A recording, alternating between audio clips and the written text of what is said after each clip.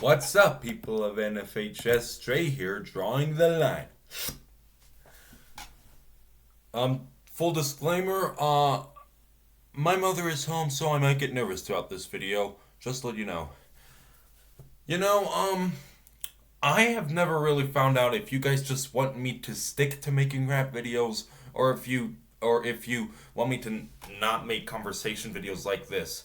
But this is my YouTube channel, so I get to do what I want with it. It doesn't always have to be just one specific genre. That's why I'm going to go a bit further and do something much more different today, which is, yes, you know DreamWorks, right? Yeah, you know it.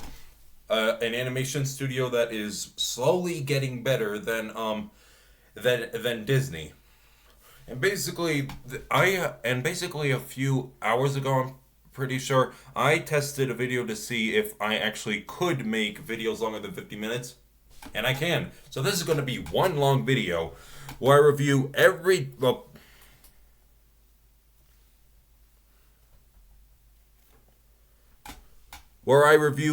single DreamWorks movie that has come out so far.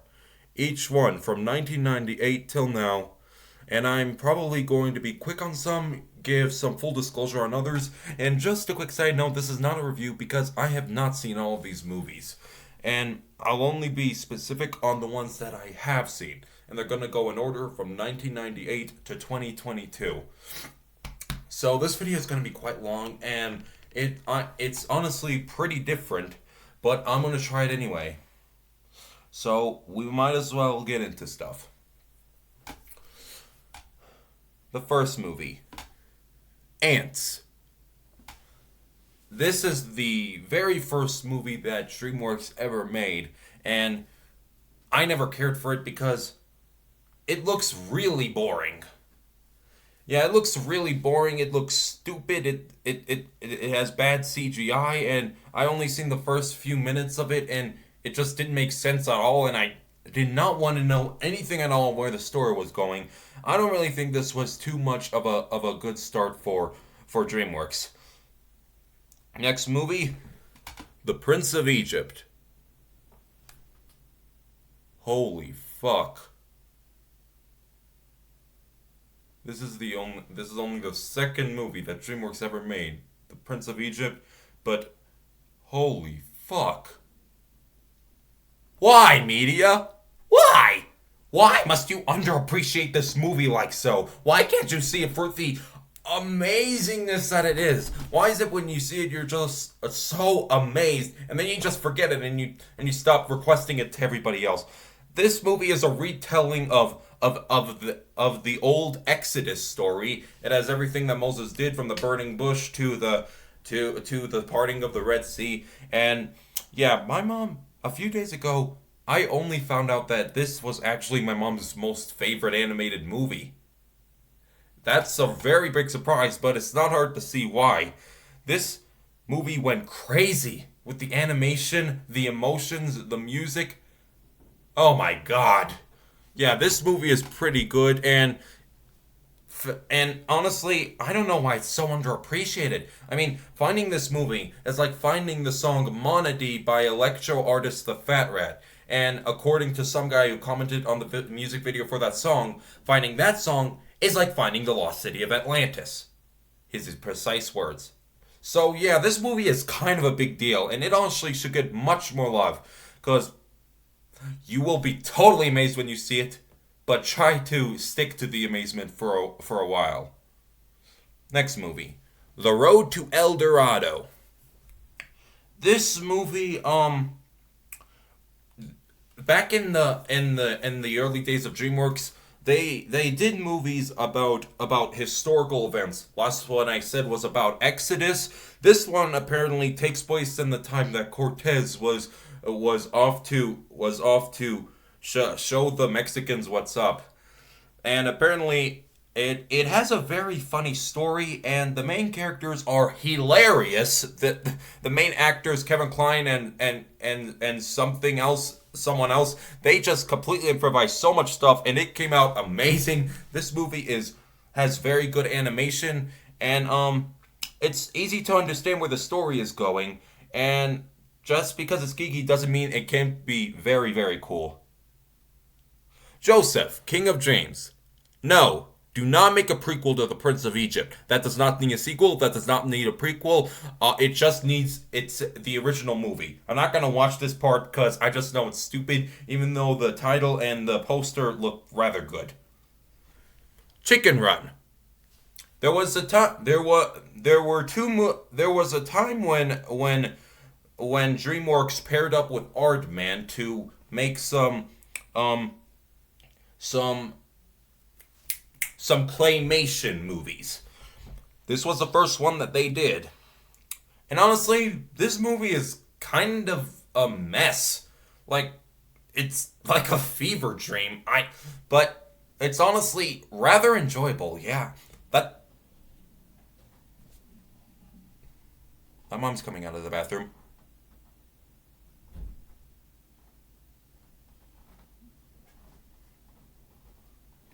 This will be over in a second. Yeah, there's really not much else to say about this movie. It's just rather enjoyable, but really weird. The next one, Shrek. What else is there to say about this movie? Be honest, it's fucking Shrek. This movie is over 22 years old, and it has never gotten any older. We all remember and love the story, the imagination, probably the animation, the innuendos, the sexual content, the way Eddie Murphy and Mike Myers played the main characters, the humor, and of course we remember the many memes about this movie that made up some of the early days of the internet. I'm pretty sure that I have a bad feeling that the memes are the reason that this movie is so remembered. So yeah, I don't know what else to say about this movie. But the thing is, yeah, it seems like it's a bit overrated, but it will still be enjoyable, and you can ignore the overration for years to come. Spirit, Stallion of the Cimarron. I couldn't even remember. It was very hard to remember that name, and I'm not gonna watch it. It just looks boring as fuck. It looks stupid. I don't really care for this movie. I don't know what this is. I don't know what this is based off of. Sinbad, Legend of the Seven Seas. This is probably based on Sinbad, but I ain't seen it either because it looks boring. Next up, Shrek 2. You know, if you've seen, have you ever heard of CinemaSins? You know, those guys that always point out everything that's wrong in movies. Well, fun fact, if you haven't noticed, those guys despise the Shrek movies. They hate them with a huge passion. But it just gets pathetic when you realize that the only reason they hate it is because of the potty humor.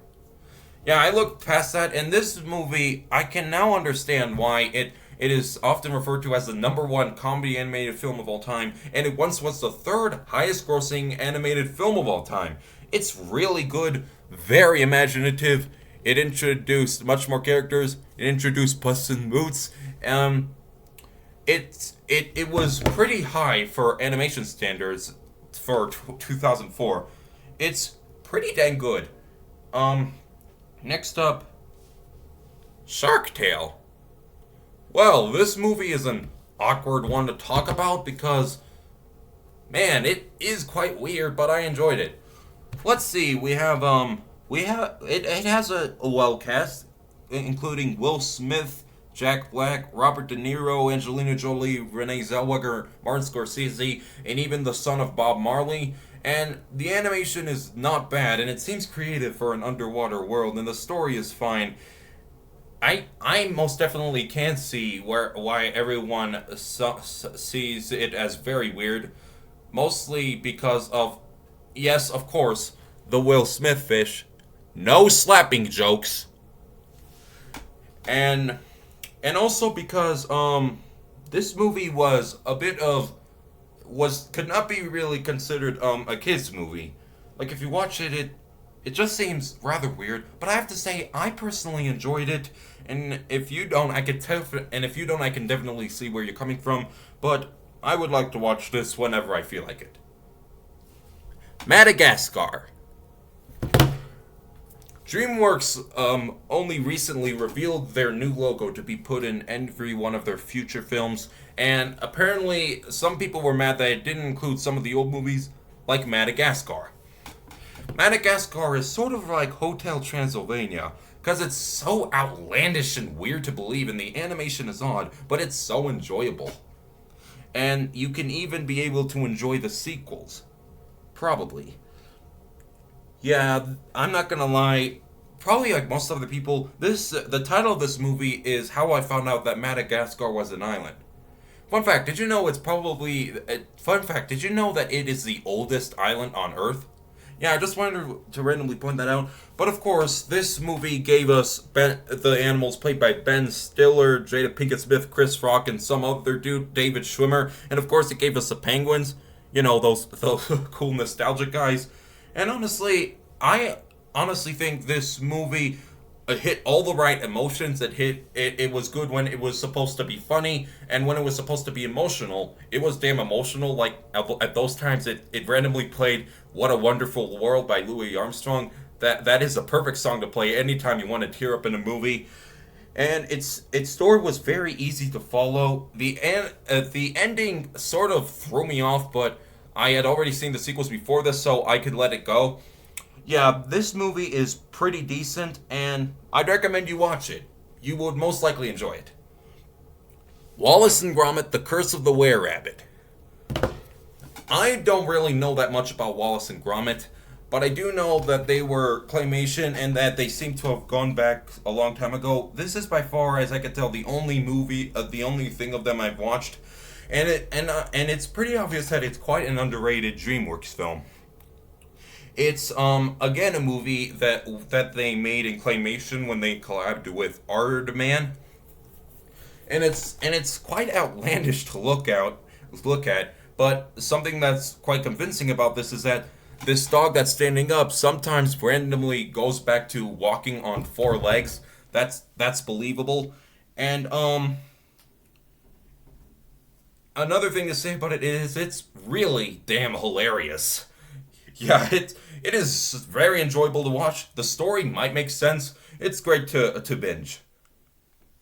Over the Hedge. I can't help but feel like this one is an underrated one from DreamWorks.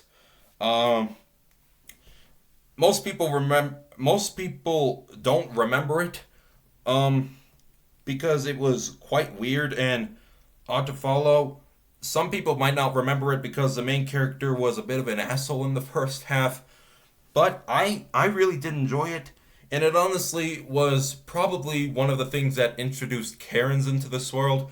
And also, now that I think about it, yeah, this villain guy, the Verminator, he is actually really damn funny. And also, it has a very good cast that comprises of Bruce Willis, the guy who plays the main character, RJ the Raccoon. You know, he was originally going to play by Jim Carrey, but he actually quit it. Oh, what did he miss out on, let me tell you. And it also has Eugene Levy, Avril Lavigne, people like that, and Wanda Sykes, and who else to play a side character that completely steals the movie than Steve Carell, who plays this guy. He just made this movie so much better. Let me tell you, yeah, this movie is pretty good for since this is still the early days of DreamWorks. Actually, no, we're past that. It's when it was starting to get, it was when it was more known. Yeah, it's pretty good. Next up is Flushed Away. Another one where they collabed with Aardman, and in this one, it's, I don't know what to say about this movie. It's quite odd. I remember it fully.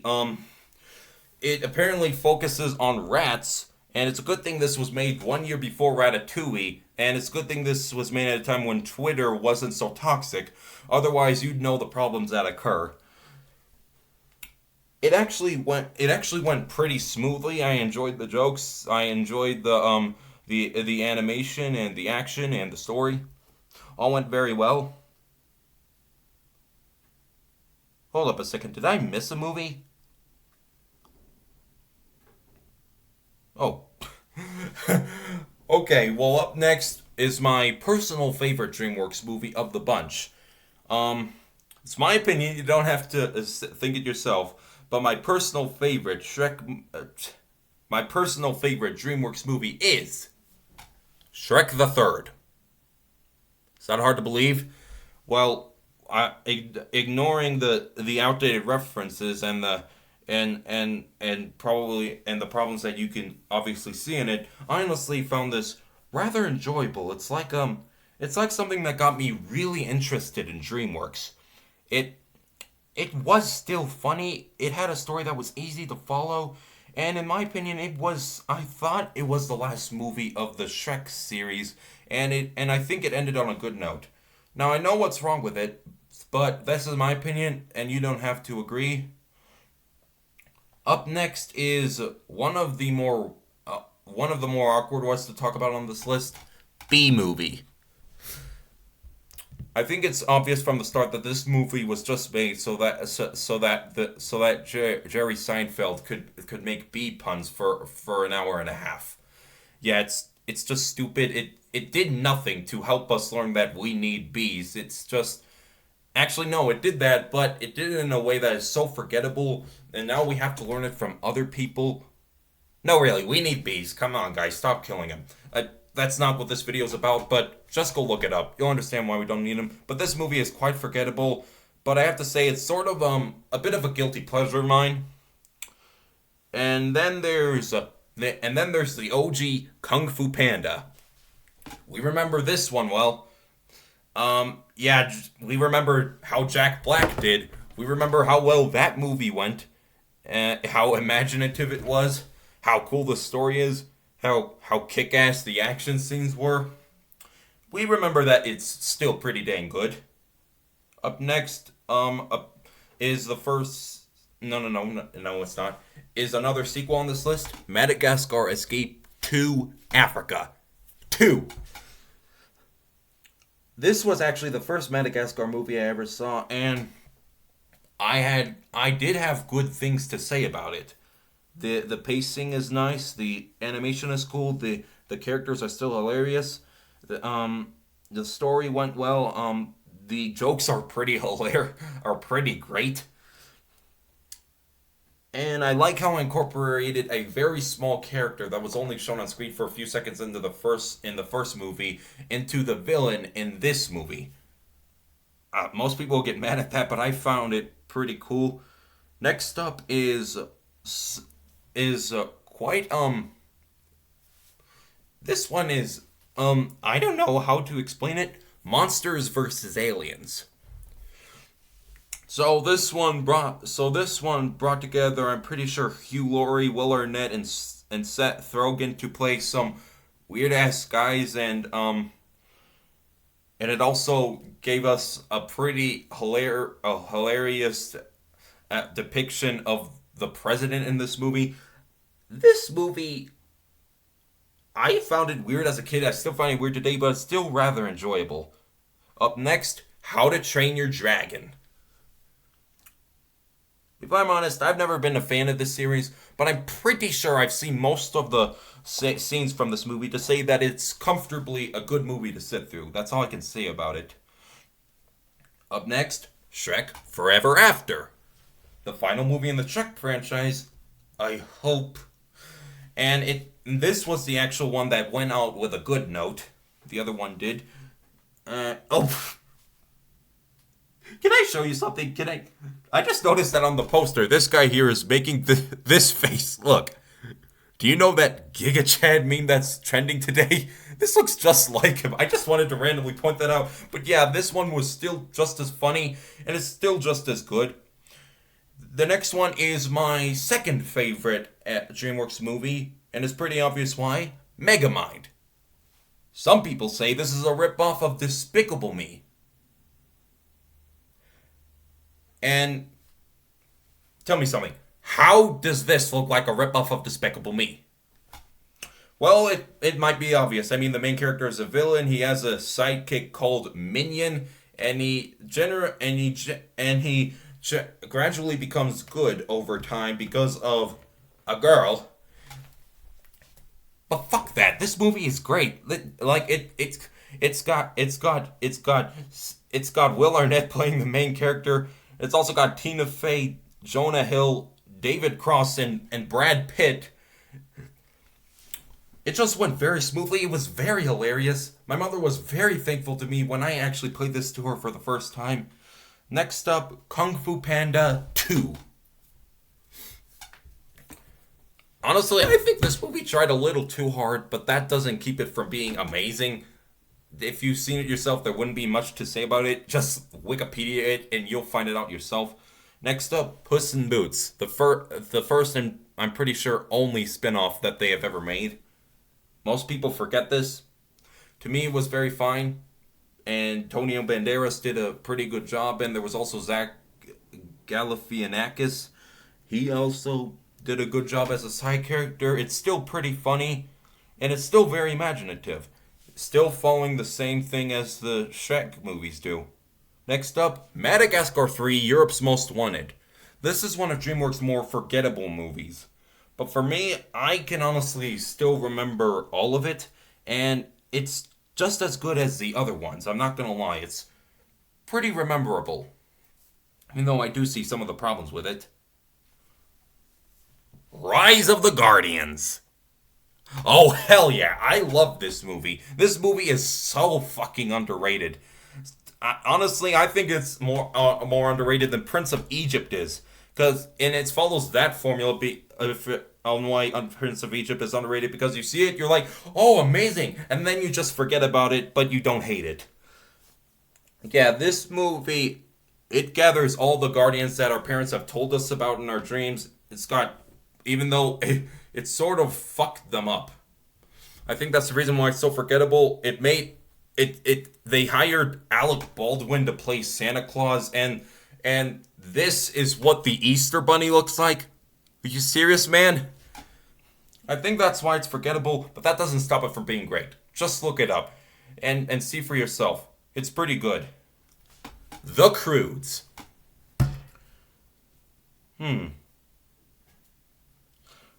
I have a bad feeling that this is a moment in Nicolas Cage's career that he regrets.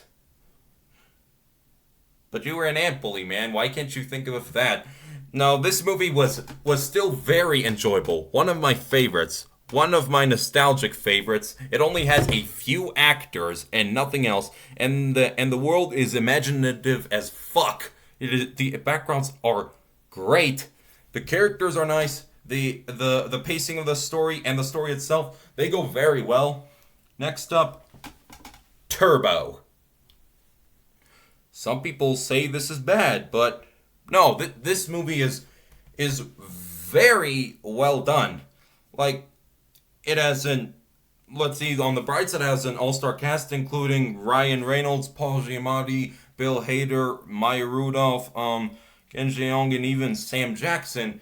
The story is good, and as I've said a million times already, it's very imaginative. The pacing's nice. The action scenes can leave you on the edge of your seat. The only problem I have with this movie is that Snoop Dogg plays a character, and he also gets to sing a song for the end credits. If you've seen my video on where I explain why Tom MacDonald is better than Snoop Dogg, that might explain for itself. And the only other problem is that the Sam Jackson character isn't really intimidating in this movie, and that's sort of a bad thing, since being intimidating as a Sam Jackson character is sort of a tradition in his movies. And I'd understand, and also cursing is a tradition in his movies, but I understand this is a kid's movie, even though it doesn't feel right without them. Mr. Peabody and Sherman. This movie is really nostalgic. The first time I watched it, I was just really young and very stupid and had no common sense of the world around me, but I knew why I was here, and I just zoned out at this and laughed my ass off at it, and my mother enjoyed it. This movie is so underrated. It's so great. I don't know how to explain it because I feel embarrassed saying it, but Wikipedia it, man. Don't. How about you go look for yourself? Next up, How to Train Your Dragon 2. As I said, I'm not really a fan of this series, and I know I've actually seen this movie before, and it kicked ass, but it's weird to say that it's honestly forgettable. Penguins of Madagascar. I never thought I'd say that a spin-off could be this good, but it did very well. I act I actually bought the Pitbull song that he wrote for this movie on iTunes, and it's very enjoyable to watch. I just wish I could see it again today in a more easier way. Home. People have mixed thoughts on this one. Um, probably because Rihanna is playing a teenage girl, and almost every song in the movie is by her. But but no, screw that. This Alien movie does pretty well with telling its story. It's good when it has to hit the emotional moments, and its jokes are pretty nice. Next up, Kung Fu Panda 3. As it turns out, in 1 year in 2024, they will be making a fourth installment in the series. But why though? This one was the best thing to close the series. It was funny. It was fast paced but slow paced when it needed to be, and it was still extremely imaginative. And it had a good evolution over the main character Poe, and yeah, it's just very enjoyable to watch. I've been saying these things 100 times. Trolls. This one is a more awkward one to talk about. Because I'll be honest, I did enjoy this. Yeah, of course it is made for the little ones, but that's not going to stop a grown man from watching it. I mean, it is quite enjoyable, even though the lines, they aren't all that interesting, but the story can keep you attached and soak in the backgrounds, and it actually hits pretty emotional. That's a big surprise. But yeah, this movie honestly did well. I can't say that it was horrible, but the only problem is that the ending of the movie created one of the new commandments for the internet. Thou shalt not do covers of Justin Timberlake songs. Please don't. Oh, and also, um, something to this movie. I'm pretty sure there is a guy played by a rapper in this movie. So, movie, leave the rapping to him and not Anna Kendrick. Okay, that's all I have to say about you. But if you ever want to binge watch this movie for whatever reason, go right ahead. I'd be all in for it if you invited me. The Boss Baby. Okay. This movie was. No, I don't need to say anything else. That's it. This movie just was. It is. As in, it exists. It became. It happened into this world, and we found it and didn't want to leave it out, so we took it into our custody and cared for it. And then we started giving it a whole bunch of respect and giving it a sequel and 2 Netflix spin-off shows and giving it the Oscar Award for Best Animated Movie of 2017. I don't know why this movie is so weird, and I don't know why people love it so. It's just... No, I can't explain it. Just... you might be able to, so how about you explain it to yourself? Captain Underpants, the first epic movie. You know that you either grew up with Captain Underpants, or you grew up with different books, or you didn't grow up at all. Those books kicked ass, and this movie did the exact same thing. Here's a tip for the more mature people watching this. How about you forget about angrily obsessing over the potty humor for just a few seconds, a few, not a lot, and try to see this movie for what it really is. It's very emotional, very great, very hilarious, and it can actually make you cry, and the action scenes are good, and it basically just respects what Dave Pilkey's original books were without trying to fuck them up with your own ideas. Dave Pilkey also worked on this movie, and I'm pretty sure he's proud. If you haven't read these books, then I'm not forcing you to, but I'd highly recommend it. How to Train Your Dragon 3, The Hidden World. Are we ever gonna learn how to train our dragons yet? Yeah, I don't. I watched this movie and I don't care for it. It's very forgettable. That's all I'm gonna say about it. Abominable. It's easy to forget this movie, but you can never forget that it's from DreamWorks. This movie just went into me and went up into my mind and found its way to be enjoyable for me, even though I don't know how to explain it that much. Next up, Trolls World Tour. I said that I liked the first Trolls, but let's be honest. Who the hell asked for this? Who the hell asked for a sequel to that movie? It's completely unnecessary. I haven't watched it, and I have a good feeling that you probably didn't too. Not saying you didn't, but there's a good chance that you didn't. The Croods, A New Age. I honestly am not one to go into a DreamWorks sequel with high expectations, and this one didn't really get me, but I was still fine watching it. Spirit, Untamed. You don't remember that this movie was released. You definitely don't. I don't. I haven't watched it. Probably so many people haven't watched it, and I never will. It's just stupid, unneeded, and completely forgettable. The Boss Baby Family Business. The reason why the first movie of Boss Baby is so weird is because the way it uses imagination is very confusing. But over time, you can be able to gather up what you've seen in the movie, the information, and put it together, and you can create your own theory about what the hell happened, and it can start to make sense. Some people did that, and then this movie came along and completely fucked all that up. Yeah, the first movie apparently did really good, so DreamWorks decided to fuck around and make a sequel, and it just came along and took whatever hope of figuring the first movie out and threw it right out the window. There it goes. See you later. Yeah, it's just I don't think we needed this. It's just weird.